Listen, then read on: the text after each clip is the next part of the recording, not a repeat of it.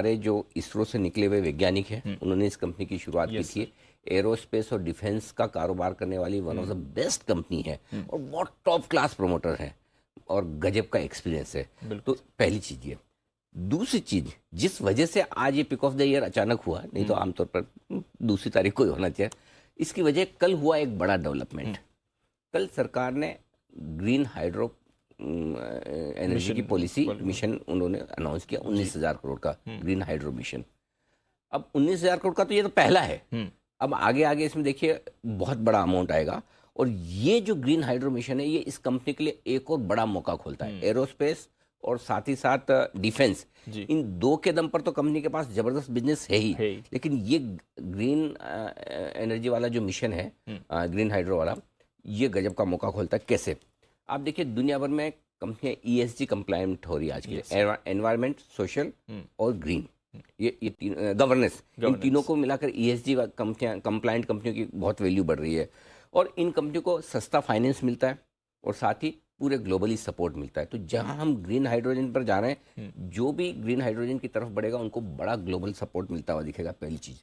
दूसरी चीज, जो ग्रीन हाइड्रोजन बनती है उसकी एक प्रोसेस है, लिक्विड हाइड्रोजन है, जो प्रोसेस से निकलती है। उस प्रोसेस में आपको इलेक्ट्रोलाइट्स और दूसरा बॉक्सेस, हाइड्रो बॉक्सेस, इनकी जरूरत पड़ती है। तो ये कंपनी दोनों ही बनाने का काम करती है। हाइड्रोजन तो आएगी, आपको जो दोनों इक्विपमेंट बनाने वो बनाने का काम करते हैं। इस कंपनी के लिए अपॉर्चुनिटी वैसी खुलेगी जैसे आपको याद है जी, शुरुआती दिनों में कैसे सोलर का आया था, सोलर पैनल्स वाली कंपनियां, रिन्यूएबल एनर्जी वाली कंपनियां, या डिफेंस में अचानक से हम हिंदुस्तान की कंपनियों से ऑर्डर लेना शुरू किया। तो इन सारी कंपनियों का जो टर्न अराउंड हुआ, वैसा बड़ा बिजनेस इनके लिए खुलने की तैयारी में है।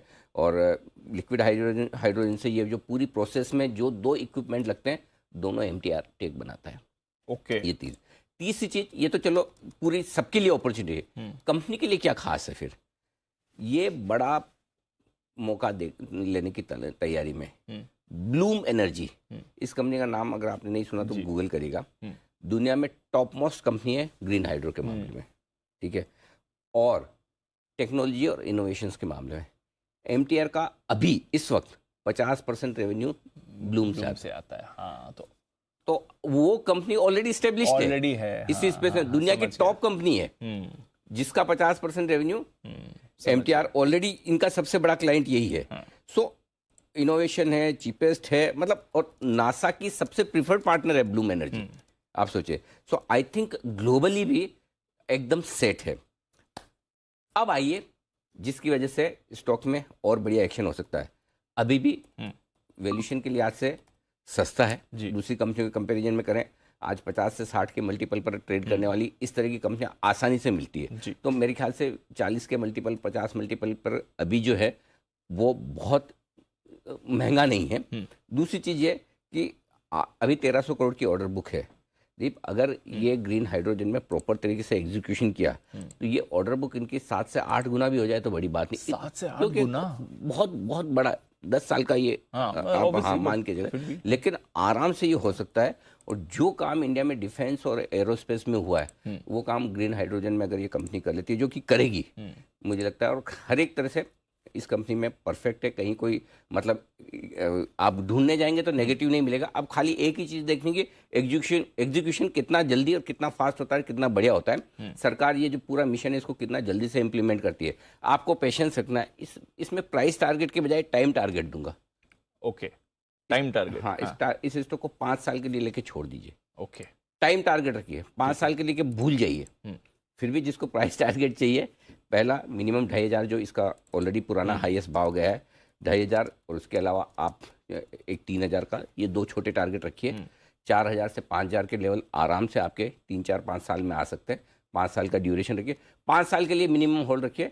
और आई डोंट नो, मुझे याद नहीं आ रहा है स्पेशल 25 में हमने इसको लिया था नहीं लिया था, नहीं तो ये स्पेशल 25 के लायक उस लेवल का स्टॉक है, उस लेवल की कंपनी है स्पेशल 25। तो ये कभी कभी है ना, कुछ अच्छे स्टॉक्स में आपको प्राइस टारगेट नहीं लगाने होते हैं, टाइम टारगेट लगाने होते हैं कि मैं जब तक मुझे कोई ऐसा रीजन नहीं मिलेगा नहीं बेचूंगा। तो इसको आप आराम से, कोई जरूरी नहीं आज का आज आपको लेना है। SIP कीजिए, हर 10% कभी 150 रुपये 100 रुपये नीचे मिले, थोड़ा थोड़ा थोड़ा एक्यूमुलेट कर लीजिए। हो सकता है खराब दिनों में कोई 1,000-1,200 रुपए भी आ जाए, कोई जरूरी नहीं है आज का, लेकिन इसको इन्वेस्टमेंट के तौर पर नजर पर रख लीजिए। बाजार बहुत अच्छे हैं नहीं, खराब होंगे भी, मौका देगा भी, जब मौका मिले तब लेना है।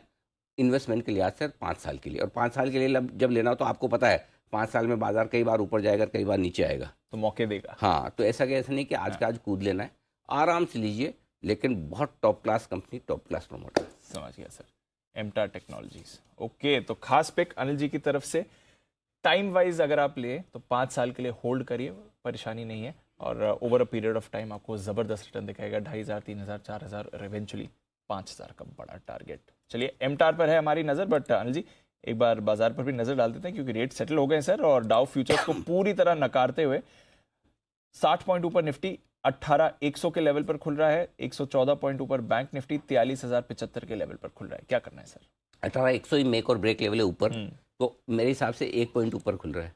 अरे वाह, 18,100 ऊपर तो खुल रहा है। हमने ये कहा कि 18,100 से गिनेंगे तेजी कितनी है, और 18,000 से गिनेंगे मंदी कितनी है जी।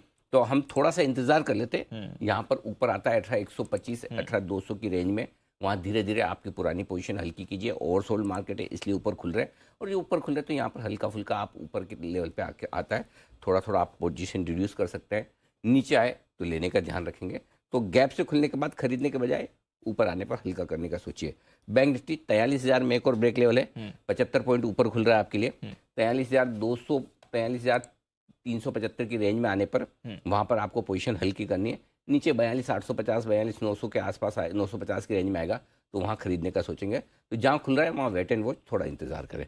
डाउ फ्यूचर्स देखते रहें, सिंपल, क्योंकि शुरुआत में थोड़े वॉलेटाइल हो सकते हैं मार्केट, क्योंकि दोनों तरफ के लोग हैं ना, जिन्होंने जो फंसे हुए कल, उनको भी ऊपर मिल रहा है। अगर 75-100 पॉइंट ऊपर मिलता है तो काफ़ी लोग हल्का भी करने की कोशिश करेंगे। करेक्ट, दोनों चीज़ें इसलिए ठीक है। चलिए, ये है अनिल जी की तरफ से राय, थोड़ा वेट एंड वॉच करते हैं। मौका आपको बाजार दोनों तरफ के देने वाला है। भारतीय एयरटेल ओपनिंग पर टॉप गेनर बन रहा है। सुमित जी, भारतीय एयरटेल का चार्ट जरा एक बार देखें सर।